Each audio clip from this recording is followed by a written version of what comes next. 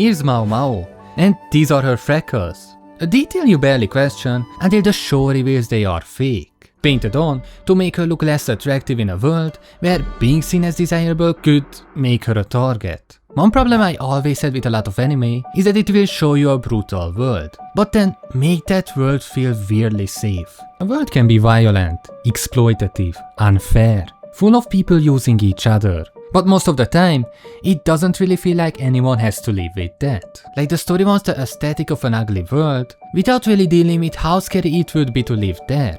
So what happens when an anime isn't scared of showing reality? The strange thing is, I don't actually think anime avoids taboo. If anything, anime touches uncomfortable subjects all the time. The problem is more that it usually finds a way to make those subjects easier to watch. Something that should probably make you uncomfortable gets pulled into a genre, and suddenly it becomes exciting, funny, romantic, or just part of the world. A good example is Demon Slayer's Entertainment District arc, because I think that arc looks incredible. When Tanjiro and the others enter that part of the city, the war show suddenly feels bigger and more intense. There is this glamorous danger to it, like the story has entered a place that is supposed to feel more adult, more beautiful, and more threatening than what we've seen before. And as a battle shonen arc, I think it works really well. It gives the mystery a strong setting, it gives the fight a memorable stage, and it turns the whole thing into one of the most visually exciting parts of the series. But the reason I bring it up is because the entertainment district itself mostly stays at the level of feeling. You feel that the place is dangerous because there are demons hiding there. You feel that it's beautiful because the anime makes it beautiful. You feel that it's darker than the places we were before, but you don't really spend that much time sitting with what a place like that would mean for the woman who actually live inside it. And again, I don't think that's some massive flaw in Demon Slayer, because that isn't really the story it's trying to tell. It's using the district as a better shonen setting, and for that purpose, it does its job extremely well. What's interesting to me is how normal that is. Anime does this kind of thing constantly, where something uncomfortable gets translated into a version the audience can enjoy more easily. Harem anime is probably the clearest version of that, because the world has become so familiar that it barely feels strange anymore. It usually just means a fun romantic setup, even though the idea it comes from is tied to a much uglier world, where women being placed around powerful men had everything to do with sex, status, ownership, and power. That's where the word sanitization makes more sense to me than just saying anime makes things pretty. That's how you end up with stories where something that should feel ugly slowly becomes easier to enjoy, because the genre gives you a cleaner way to look at it. And a lot of the time, that's fun. That's part of why anime works. But after a while, it can start to feel strange, because the story is still borrowing the weight of those ideas while keeping the consequences far enough away that the viewer never has to sit with them. That's why the Apothecary Diaries feels rare to me. It lets the uncomfortable parts stay in the frame long enough to shape how people live. And the first place you really see that is Maomao herself. The first episode starts in the most ordinary way possible. Maomao is outside gathering herbs, doing the things she probably does all the time, and before the story has even had some time to make the place feel important, their life is just taken away from her. She gets kidnapped and sold into the rear palace, and suddenly she's just there, stuck in the palace, expected to work like this is her life now. And what I find interesting is how quickly the anime moves through that. And I know that sounds like criticism, but I don't really mean it that way. When something this horrible happens to a character, you almost expect the story to stop for a second and make sure you understand how big it is. A lot of anime would probably build Maomao's entire identity around that moment. The episode would slow down around her pain. That would make sense, because what happens to her is genuinely horrifying. Here, the weird thing is how ordinary the aftermath feels. Maomao is taken from one life and pushed into another so quickly that you almost have to catch up with it at the same speed she does. One moment she has a life outside the palace, and the next, her life has been reduced to work and survival. The scary part is that nobody really has to pause over how she got there. Once she's inside, everyone just acts like this is her job now. That's where the Apothecary Diaries starts feeling different to me. Because the kidnapping is horrible, obviously. But the show gets something uglier out of it by making it feel normal to the people living in that world. Maomao has to accept it almost immediately. She doesn't really get the luxury of sitting there and processing it the way we do. Because for her, this is just where she lives now. And maybe that's why the scene stayed with me more than a louder version would have. Because a louder version would at least give you the comfort of seeing the world react. So when episode 5 comes back to the freckles, that detail hits harder. It's easy to read them as just part of Maomao's design. Just this small detail that makes her stand out a little. Then the show explains that she paints them on. And suddenly it feels way sadder. Maomao already knew before the palace that any sort of attention could be dangerous. So she made herself uglier on purpose in the hope that they wouldn't notice her. Which is just incredibly sad, but also weirdly real. And I think the casualness is what makes it worse. She never talks about it like this huge secret she's been carrying around. It feels closer to a basic precaution. Like something you do because at some point you learned it makes the day safer. Except here the thing she's preparing for is something looking at her too closely. That's what makes it so uncomfortable to me. Because it's literally just makeup. And somehow that tiny detail tells you Maomao has been planning around danger for a long time. That's also why episode 12 feels a little weird to talk about. Because on the surface, the war section is kind of funny. Maomao gets dismissed from the palace and ends up back at the Verdigris house. And the anime plays a lot of that with this awkward brother comedy. The madam is there, Jinji gets pulled into a situation he clearly doesn't know how to handle, and the scene has this almost ridiculous energy to it where you can laugh at how uncomfortable everyone is. Then under all of that, there is still the fact that Maomao's life there has a price attached to it. She has debt connected to the Verdigris house, and if that becomes a problem, becoming a courtesan is still close enough to her future that people can talk about it like a practical option. The tone of the scene is lighter, which honestly makes it easier to miss how ugly that is. She can leave the palace, and the show can still joke around with the situation, but the world waiting outside is not exactly safe either. So yeah, we kind of have to talk about the pleasure district too. Episode 17 is where the show starts putting a price on the things we've been talking about. Maomao explains to Jinshi how a courtesan's value actually work. If a courtesan loses her purity, her value drops. If she becomes pregnant, that value can basically disappear. And the thing is, she's talking about this in such a plain way that it almost makes it worse because the conversation takes something anime can easily make romantic or tragic in a very clean way and brings it right back to money. A woman's body can be talked about like something with a price attached to it. Her future can change because men still want to buy her, or because they no longer do, which is ugly in a way that feels way too real. And this is also where Jinshi's reaction makes sense. Because he's hearing this from the outside. For him, it sounds horrible. For Maomao, it is horrible too, but it is also just how that world works. And that kind of calmness is really hard to sit with.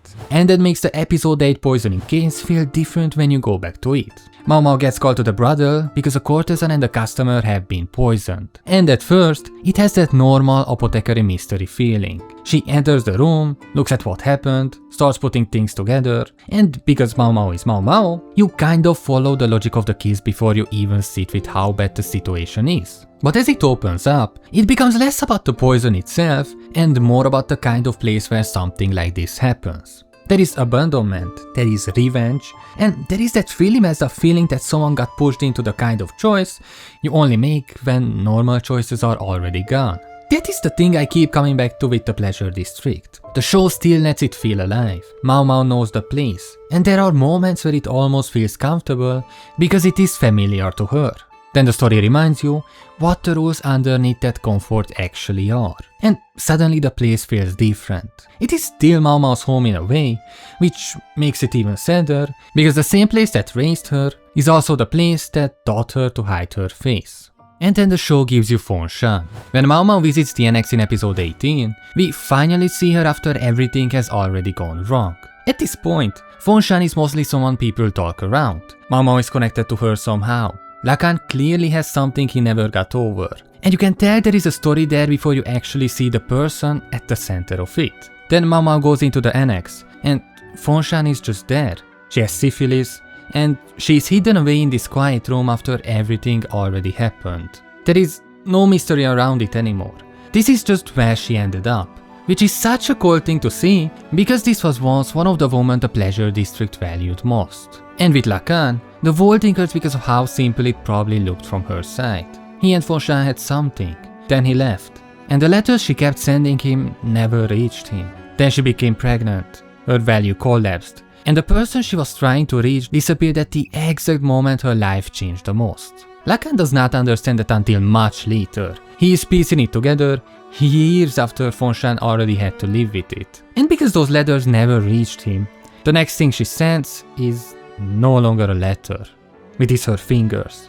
Which sounds insane because it is, but by then you understand how far gone everything already was. She tried to reach him normally and that failed. So she sent something that could not just get lost or ignored. It is horrifying, but it also feels like the kind of thing someone does when they have no normal way to left to be heard. Then episode 24 makes the whole thing even messier, because Maomao says Fonshan chose not to abort her, even though she could have. I don't think that this is meant to be this clean, beautiful sacrifice. Maomao exists because Fonshan made a choice that probably made her own life worse. Maybe it was love, maybe it was anger, maybe it was pride. Maybe by that point it was all mixed together anyway. And I like that the story leaves it there, because that is already enough. Sometimes a choice can mean something and still leave damage behind. So yeah, after Fonshan, it is kind of hard to look at the Pleasure District as only Maomao's weird old home. Because now you have seen how quickly a woman's life there can turn. One day she's wanted, and then suddenly something happens. She gets pregnant, someone leaves, and the future she had just disappears. And after that, the Rear Palace starts feeling a lot less separate from the Pleasure District than it probably wants to. So, going back to episode 1, the first thing Maomao has to solve in the Rear Palace is makeup. The consorts are using this white face powder because it makes them look beautiful, and their children are getting sick from it. Liua's son dies, Gyokyo's daughter survives because Maomao's warning reaches her in time, and that is such a strange first mystery for the palace, because this is the place that should feel more controlled than the world Maomao came from. Everyone has a title, everyone has a position, everyone knows where they are supposed to stand, and still the danger is already there, sitting on their faces, because beauty is part of how these women survive. That part is what makes the powder feel so cold to me. Nobody has to sneak it in, nobody has to hide it in someone's food. The thing hurting these children is something their mother are using every day, because looking beautiful is tied to their place in the palace. The powder is supposed to help them keep attention, and somehow that ends with one child dead and another barely saved.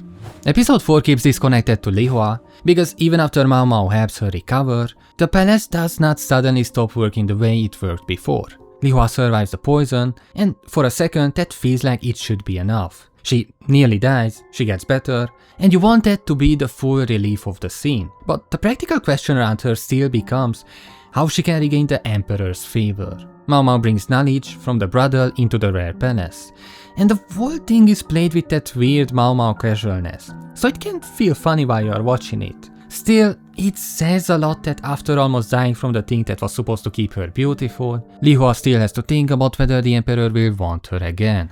In episodes 6 and 7, at the garden party, Lishu gives you another side of the place. She feels way too young for the role she has been placed in. She has status, technically, so people are supposed to treat her with respect. But watching her there, she never really feels protected by it. Her attendants can embarrass her, pressure her, and make her feel small while everyone around them keeps acting proper. It is one of those palace situations where everything looks polite enough from the outside, but the person inside it is clearly miserable. Episode 38 brings Lishu back in a way that makes that even harder to ignore. With the Beth and the Gus situation, the neglect around her has turned into something physical. People around her fail her for so long that it starts showing up on her body. And somehow it still feels like palace routine. Nobody has to make some big speech about being cruel to her. They can just treat her like she's easy to ignore. And because she's young and unsure of herself, she has to live inside that. Lishu's rank gives her a title, but it does not automatically make her safe. Alduo's story in episode 10 and 11 is where the palace order starts feeling much colder. She gives birth around the same time as a higher ranking royal bird, and when the doctor is needed, he gets pulled away.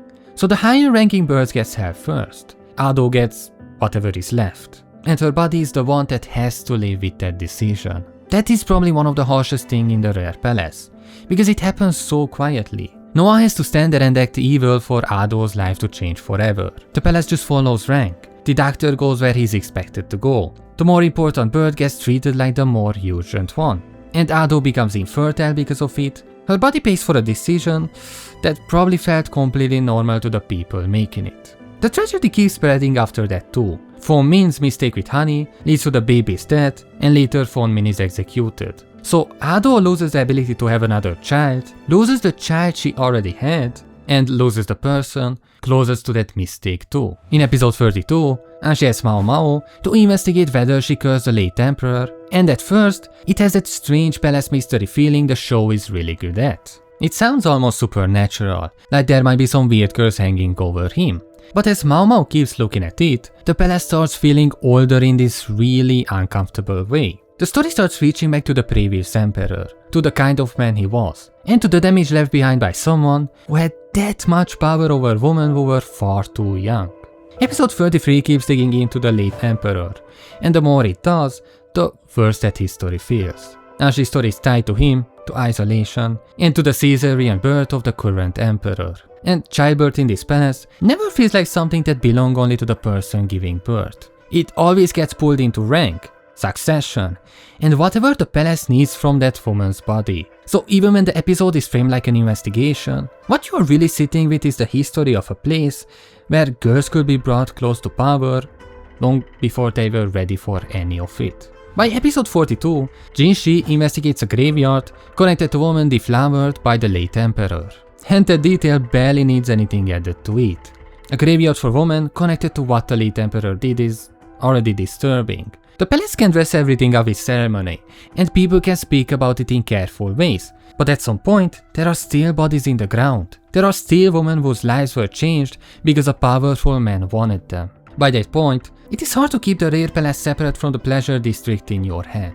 The rooms are nicer, people speak more politely, and the damage keeps showing up in familiar places. Women are still being pulled into the desire of men above them, and when something goes wrong, they are usually the ones who have to carry it afterward. When Maomao reaches the Shi stronghold in episode 44, the same feeling moves outside the rear palace and into family. She learns more about Shenmei, Suirer and Lolan, and the whole family history has this nasty feeling to it. Shenmei reduces Suirei and her mother to servants. Suirei even loses her original name. And that detail really sticks out to me because losing your position is already bad, but losing your name feels more personal. It feels like the family is taking away the person you were allowed to be. Episode 45 makes the cruelty more direct. Maomao gets sent into the Taibon pit, and there is no polite distance around it anymore. It is punishment, it is fear, it is people being reminded what can happen to them. And when Lola reveals the poisoned Shi children, that same feeling from earlier in the story comes back again. Because the children are the ones who end up trapped inside choices adults made long before they had any say in it. Episode 47 gives the last piece, when Lolan explains that Shenmei was basically held as a hostage to damage the Shi clan's slave trading business. And by then the whole thing feels way bigger. People have been moved around by politics for years. Someone can be married off to a weakened family. Someone can lose their name. A child can be used to hurt the adults around them. And after a while, it starts feeling like the story has followed the same ugliness from place to place until there is nowhere clean left to put it. And that is why the Shi clan feels like the place the part of the story had to end up. But by the time we get there, all of this is too connected to treat like background darkness anymore. The ugly parts are the reason these mysteries happen. They are why people hide things, why people make desperate choices, and why Maomao understands the world the way she does. And I think that's why the Apothecary Diaries feels so rare to me.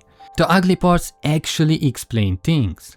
They explain why Maomao sees danger in places other people don't. They explain why the mysteries happen the way they do. They explain why beauty, status, pregnancy, and power are never just background details in a story. Because in a lot of anime, a brutal world is something you are told exists. In the Apothecary Diaries, you can feel how people learn to live inside it. And that does not make the story better because it is darker. It makes it better because it feels more honest. So if you want to see another side of this world, click here for my video on Jinshi and why the perfect character can become the problem. Thanks for watching, like, subscribe, goodbye.